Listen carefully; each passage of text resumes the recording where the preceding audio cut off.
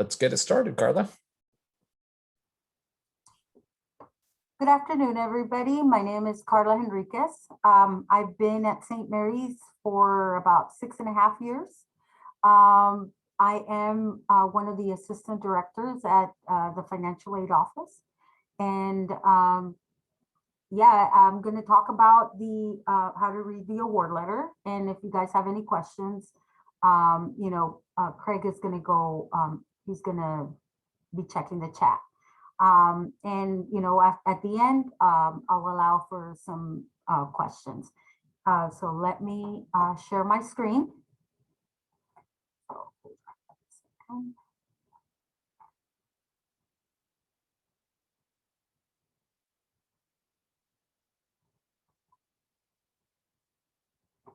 Can you guys see that? Are you able to see it, Craig? Better? I can see it looked bigger the first adjustment. Oh, really? Yeah. There? There you go. Looks good. Okay. Perfect. So, like I said, I am from the financial aid office. And a quick review. So far, you guys have completed your FAFSA application. You've received an award letter, and you can access your award letter now at Gale Express. Okay. What is an award letter? So the award letter is, in the award letter, you will receive a packet that contains the award letter, terms and conditions, your St. Mary's financial aid offer, and a calculate your payment worksheet as well. The award letter is not a contract. It doesn't obligate you to accept the award. The award letter has the following key components. It has the student's identifier, aid offer, and a cost of attendance. You may accept, reject awards, on an individual award basis. You can access your awards through Gale Express as well, and you can accept or decline them there. Okay. So this is what the award letter looks like. Okay. Can you see it? Can you see it, Craig? I can. Is there a way to Make it bigger? open up the slide presentation so we can just see the one side? You should be able to do view, I believe, and then there you go. Okay. So there you go. So this is what the award letter looks like. So if you guys have received it, this is what you guys are able to see. Okay. So I'm going to break it down on parts of the award letter so we can go over it. So here we go. This is the first portion. So on the top, it'll say what award year it is, the date, and then your student ID number should be around here where it says student ID. This will be your total, the offer. Some of this is not everyone's exact award letter. This is just a sample of the award letter. So this is going to show all the awards you're eligible to receive. Okay, anything that has a grant or scholarship on it is money that you do not pay back. This is grants and scholarships. When it says loans, subsidized or unsubsidized, these are the loan amounts that you're eligible to receive. So sometimes like federal SEOG, that's a grant. The Cordero is a scholarship, that's a merit scholarship. St. Mary's scholarship, Pell Grant, and this is Cal Grant. So all of these are grants, and you don't have to pay them back. The award letter is divided into the fall and the spring. So it's showing how much you're going to get for fall, how much you're going to get for spring, and your total amounts are at the at the right side where it says total. So this is for the whole year. So this person right here would be receiving $42,364 in total aid for the whole year. but it's divided into the 2 semesters, 21,184 per semester. Okay. Then the next part comes your parents, it has a paragraph where it says that your parents may qualify for a Parent Plus loan. So that would be, for this person, would be 28,701 would be the loan that they would be qualifying as a max amount. Okay. So this is just giving them the information of how to apply for a parent, that, you know, they can apply for a Parent Plus loan. Also, to apply for a Parent Plus loan, you must go to studentaid.gov. That information will be also sent in, it's also in the packet that the trifold that we send, where to go and apply. In order for your parents to apply for a Parent Plus loan, they need to use their FSA ID and password, the one that they use to sign the FAFSA in. Okay. Direct costs are those that you are responsible to pay directly to the college, and they are the tuition and the room and board. So again, the breakdown is for fall and for spring. So the total amount is, at the end, is 67,868 is your direct cost. Okay, so this is what you pay to the school. And this is the indirect cost. So these are like the books and supplies, transportation, and personal. So we're estimating about 1,600 per semester, and it's a total of 3,200 per year. So that's for books, transportation, and personal expenses. That's how much we calculate. And all of this is in your award letter. Then in there, we also have the calculate your payment worksheet. This is to help you determine what your out-of-pocket costs will be. Also, if you need to talk to any of us, all our information is here. So this is our main line, and this is our email for our office. So you can contact us through there, and they will give it to the right counselor so we can talk to you to set up appointments. You can also call the main line and set up a phone appointment if you need to go over your specific awards and see what your out of cost is. But with the calculate your payment worksheet, you were able to do that. So this is the amounts, your tuition. This is how much the cost of attendance would be. So your tuition, your student activities, your room and board, books, supplies.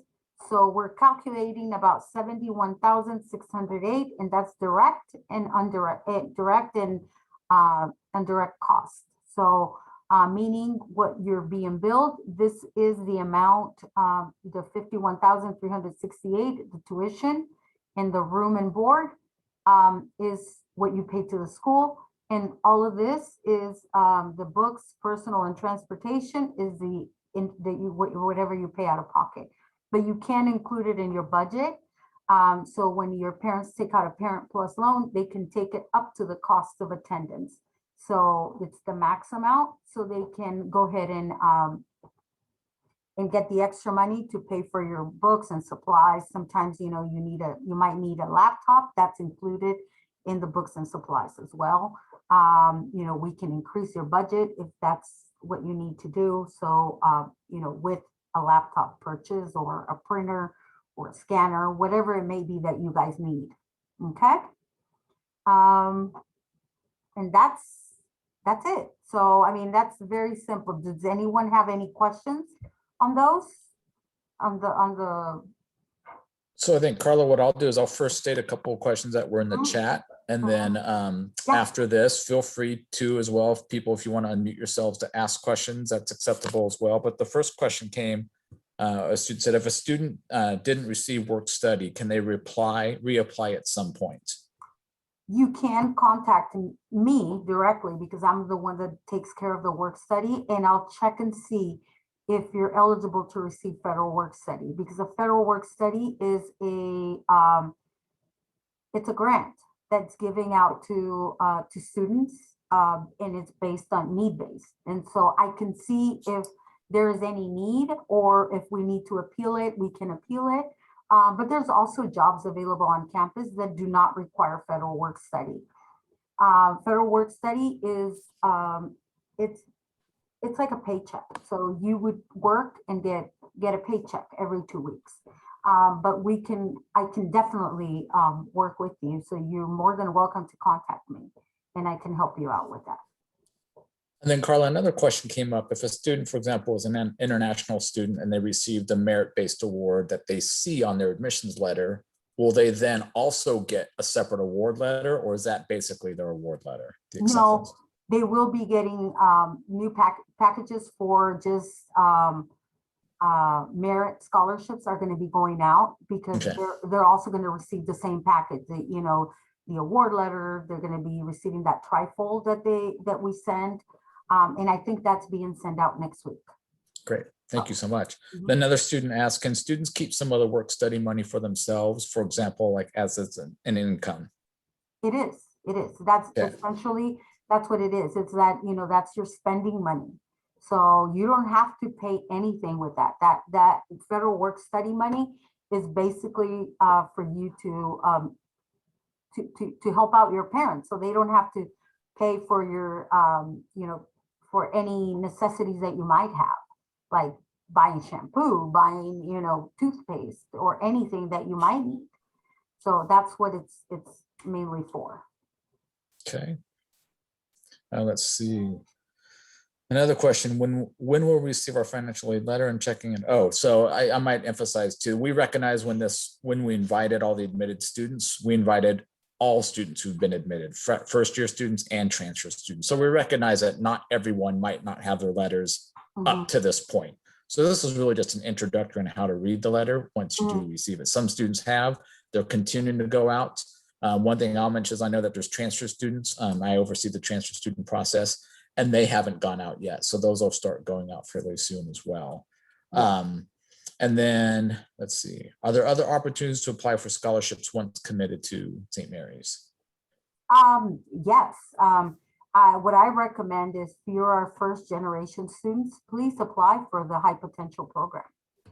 If you, I mean, if even if you have a sibling that's gone to college, but your parents haven't gone to a four-year college, for sure, apply for the high potential program. They'll be able to help you.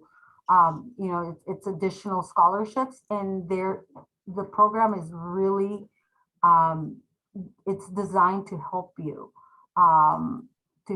navigate through all the questions you might have going to a four-year college that your parents can't answer. So it's very important. I was a first generation student, and I can tell you, my parents didn't know how to apply for any aid. So the high potential program helps you in that respect. Thank you.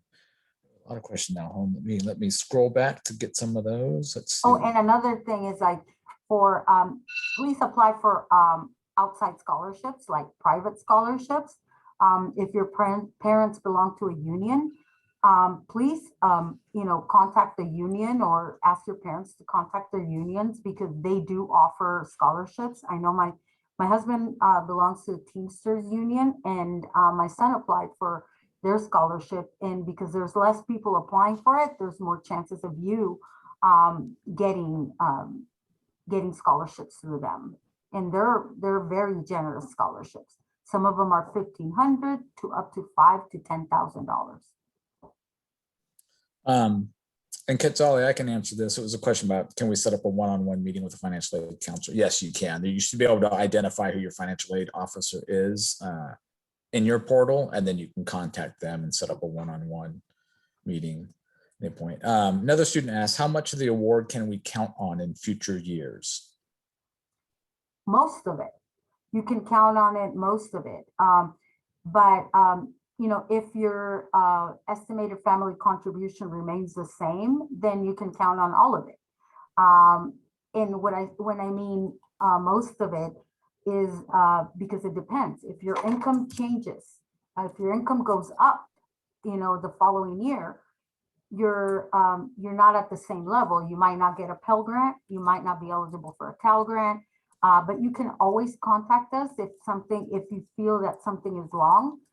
We can always do an appeal, and we can try to work with you guys and see, but we try to keep it the same, the 4 years. So because it's not fair that you start with one scholarship and, at the middle, but it has to do with based on your parents' income. If your parents' income is going to change drastically, make sure you contact us so we can try to see what we can help you with. Great. Okay, just address that one. Let's see, there's another, let's see.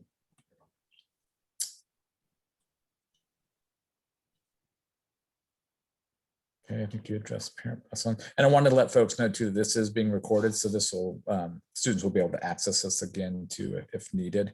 What is the federal Parent Plus loan and how do we apply for it? Yeah, for the Parent Plus loan, you need to go to studentaid.gov. And you just, the parent has to go in and log in as the parent with the FAFSA student, the Parent Plus information, like, the user ID and password that they signed the FAFSA with. That's what you're applied for the Parent Plus loan. And then could you explain to someone what an endowed scholarship is? Okay, so an endowed scholarship is a donor.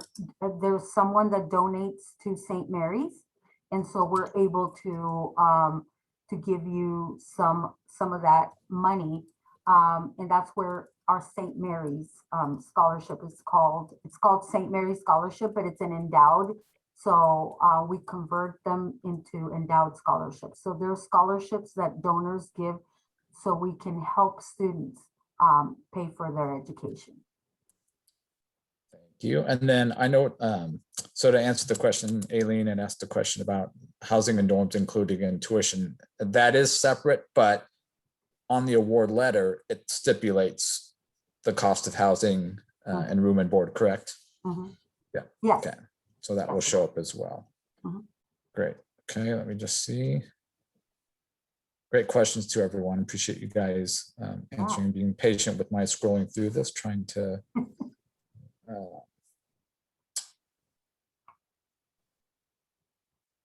When would payments be due? I think our business office will start sending out information in July. Yeah. And we'll give a specific date. And talking about the business office and payments being due, I think there's gonna be another presentation where, the breakdown. I don't have that information of when payments are gonna be due. Normally, you should start like in May, in June, at the beginning of June. You can start a payment plan for 5 months. You guys are going to start with a payment plan. So please, start doing a payment plan. It will be for 5 months for the first semester. And I think payments are due by the 15th of August. Yeah, that's my recollection as well. Yeah. So, but I don't have exact dates right now, but I think the 15th of August would be the payment due. But if you're on a payment plan, it's not totally due because you are already have divided it into 5-month payment plan or 4-month payment plan, whatever you guys, but you will get information on that. You can always contact the business office as well. And I might just reiterate too, as one, like many of you right now are probably looking at your admissions portal, after you've been admitted, and might talk about next steps. And then once you actually commit and enroll, that portal changes to an enrollment portal. And then you're always notified whether it's specific dates about housing things or specific dates about tuition, all of that will be communicated to everyone as well. So we've got about 8 minutes left. Let me see a few other questions here. Someone asked, if we find enough grants and scholarships to cover the cost of attendance, how much should we worry about paying for out of pocket? Well, that would be an individual basis. So you would need to contact your counselor, your financial aid counselor, and we can, go over your specific award letter. I wouldn't be able to give you a specific number. So if you find outside scholarships, that's the best way of going, because then you probably not going to be in a lot of debt. So just contact us and let us know what you have, and we can go over it. Or we can tell you what your gap is, so you can start finding scholarships for that amount. And then someone else wanted to know what the timeline might be on when one would find out about the Parent Plus loan. You can start May 15th. And that's very quick. So if you apply on May 15th, your parents apply for a Parent Plus loan on May 15th, they'll know that day if they've been approved or not. So once you submit that application, it automatically tells you you've been accepted or denied. It's very quick. Thank you. And let's see. All right. And then how do we, I can answer the question on how do you accept and enroll. On your admissions portal, it gives you an option to accept your enrollment and then put the deposit, and then again, then you'll have other tabs that will be more related to the enrollment process once that is completed. Yes, this recording will be accessible to everyone. If not on our website, it will be mailed out to participants. So here's one that said, earlier in the meeting, you recommended a scholarship for us to apply to, the one that your son applied to, Carla. Would you mind repeating what that scholarship is called? It is the for union workers. So if your parents work for a union, it's very important that you ask your parents, or you can contact their unions. My husband was in Teamsters, but there's other unions. There's teachers unions, and they all offer scholarships. And they can go from 1,500 up to 15,000 scholarships per year. So it's important that you contact your unions, your work unions, and they can help you. Great. And then for sake of time, so some of these are related to high potential. I would say just email me and I can get you the link. I'm trying to catch up and get answer the questions that Carla can answer. You can just log into our page and into our page and just type high potential and it'll come up. Yeah, because I sent the link to someone in regards to high potential. Someone said, where can we find the application page? And I'm not sure if you're referring to high potential. Okay, great. Yeah, so that if you just I put the link into the chat, or if you just go to the St. Mary's homepage and search high potential, it'll take you right to the page, which then has the application on there and all the information about high potential. So oh God, I'll send the link to you, Katsali. So I think that's all the questions, at least that I can see in the chat. And more than happy if there's to answer any questions if people want to unmute themselves. We've got about 4 minutes, so I want to be respectful of time. Hopefully this was helpful for you guys. Again, just be patient if you haven't got your award letter yet. Our financial aid is working diligently to get them out. This is kind of like when you think about tax season and accountants who are working nonstop through April 15th. Our financial aid office is doing something similar. Yeah. So, and we appreciate all the work that they put in doing that. Deadline to accept your when it says I didn't deadline to accept, are you talking about admissions, Becky, or are you talking about your award letter?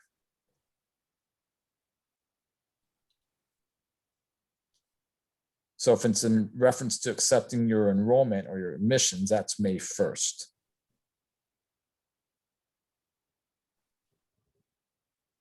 Got it. Yes, that's May 1st.